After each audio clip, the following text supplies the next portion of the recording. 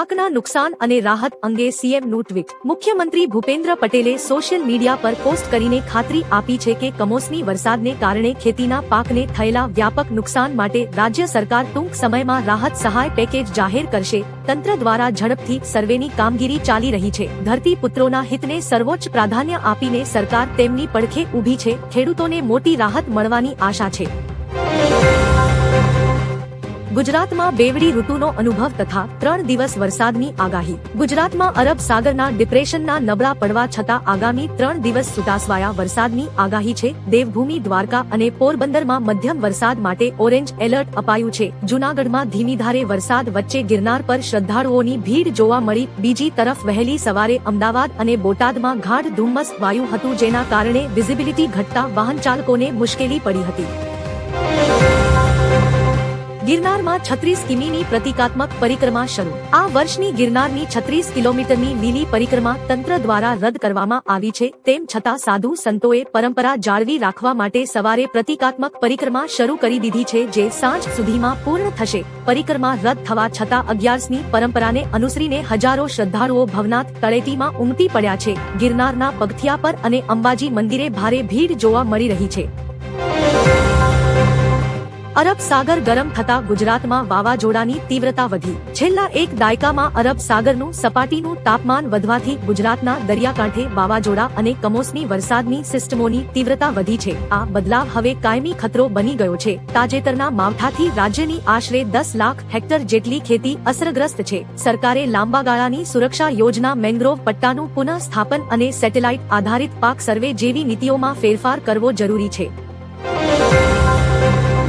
દ્વારકા અને વાઘોડિયામાં કમોસમી વરસાદી માહોલ જામ્યો। યાત્રાધામ દ્વારકા અને આસપાસના વિસ્તારોમાં અચાનક વાતાવરણ પલટાતા કમોસમી વરસાદી માહોલ સર્જાયો છે। ઝરમર અને ધોધમાર વરસાદથી ઠંડક પ્રસરી છે, પરંતુ ખેડૂતોની ચિંતા વધી છે। લણણીની તૈયારી કરેલા મગફળી, કપાસ અને શિયાળુ પાકોને ભારે નુકસાનની ભીતિ છે, તો બીજી તરફ વડોદરા જિલ્લાના વાઘોડિયા પંથકમાં ફરી કમોસમી વરસાદ વરસતા ખેડૂતોની ચિંતા વધી છે। બપોર પછી ગાજવીજ સાથે ધોધમાર વરસાદ પડ્યો, જેનાથી રસ્તાઓ પર પાણી વહ્યું અને જનજીવન પ્રભાવિત થયું। ખેતીના પાકોને સૌથી વધુ નુકસાન થયું છે।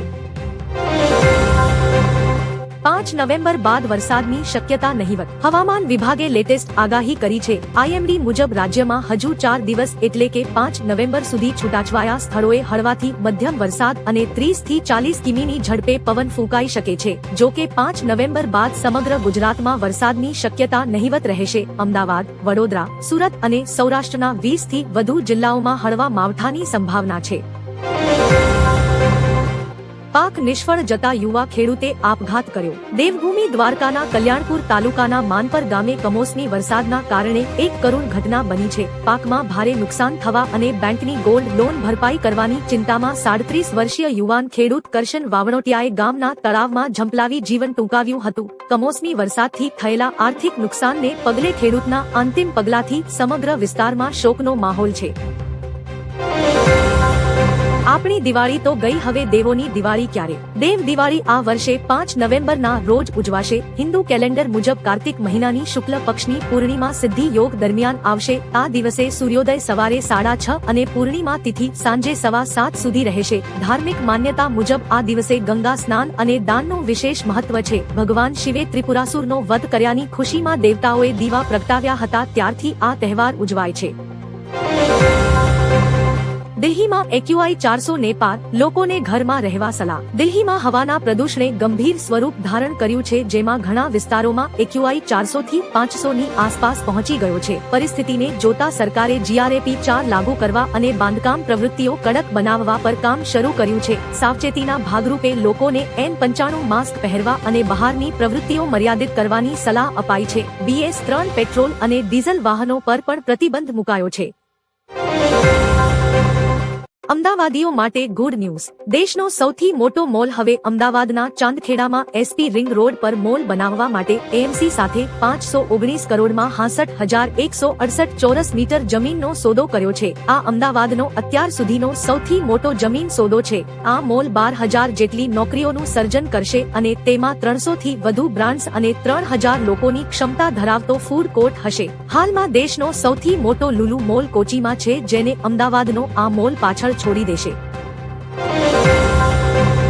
સોના ચાંદીના ભાવને લઈને મોટા સમાચાર. કેન્દ્ર સરકારે સોના ચાંદીની આયાતની મૂળ કિંમતમાં ઘટાડો કર્યો છે. 1 ગ્રામ સોના પર 45 અને 1 કિલો ચાંદી પર $107 ઘટાડો કરાયો છે. આ નિર્ણયથી આયાતકારો પરનો ટેક્સ બોજ હળવો થશે, જેના પરિણામે સ્થાનિક બજારમાં સોના અને ચાંદીના ભાવમાં ઘટાડો થવાની પ્રબળ શક્યતા છે. ગ્રાહકોને આગામી સમયમાં આ ઘટાડાનો લાભ મળી શકે છે.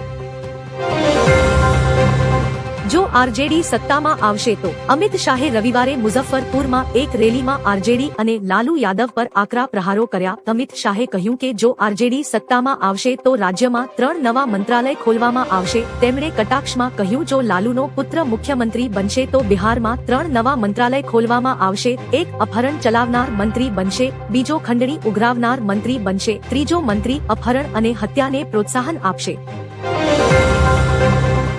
મહેસૂલ મંત્રી સંજયસિંહ મહિડાનું નિવેદન. ખેડાના નડિયાદમાં મહેસૂલ મંત્રી સંજયસિંહ મહિડાએ જણાવ્યું કે કમોસમી વરસાદથી થયેલા પાક નુકસાનનો અહેવાલ 3 દિવસમાં સરકારને સુપ્રત કરવા તમામ જિલ્લા અધિકારીઓને આદેશ આપ્યા છે. તેમણે ખેડા જિલ્લાની સ્થિતિ પર ચિંતા વ્યક્ત કરી જિલ્લા વિકાસ અધિકારી, કલેક્ટર અને ખેતીવાડી અધિકારીઓને અહેવાલ સોંપવા સૂચના આપી છે. પાક ધિરાણ માફી, સહાય અને પશુઓ માટે ઘાસચારાની જાહેરાત હજુ થઈ નથી. રેલવેની મુસાફરોને ભેટ. ભારતીય રેલવે મુસાફરો માટે વધુ એક મોટી ભેટ લાવી રહી છે. દેશભરમાં semi high speed train Vande Bharat એક્સપ્રેસની લોકપ્રિયતાને ધ્યાનમાં રાખીને રેલવે હવે 4 નવી વંદે ભારત ટ્રેનો શરૂ કરી રહી છે. આ ટ્રેનોની શરૂઆત સાથે દેશમાં વંદે ભારત સેવાઓની કુલ સંખ્યા 164 થઈ જશે. નોંધપાત્ર રીતે આ ટ્રેનો દેશના વિવિધ ભાગોને જોડશે, મુસાફરોને ઝડપી, આરામદાયક અને આધુનિક મુસાફરીનો અનુભવ પ્રદાન કરશે. ભારત જીત્યું. ભારતે ઓસ્ટ્રેલિયાને 5 વિકેટથી હરાવીને 5 મેચની સિરીઝ 1-1 થી બરાબર કરી લીધી છે. હોબાર્ટમાં 187 રનના લક્ષ્યાંકને ભારતે 18 ઓવરમાં 5 વિકેટે પૂર્ણ કર્યું. વોશિંગ્ટન સુંદર 49 અને જીતેશ શર્મા 22 રન સાથે અણનમ રહ્યા. ઓસ્ટ્રેલિયા તરફથી નાથન એલિસે 3 વિકેટ લીધી. પહેલા બેટિંગ કરતા ઓસ્ટ્રેલિયાએ 20 ઓવરમાં 6 વિકેટે 183 રન બનાવ્યા, જેમાં ટીમ ડેવિડે 74 અને માર્કસ સ્ટોઇનિસે 64 રન કર્યા હતા. ફોર્ડ ભારતમાં પાછી ફરશે.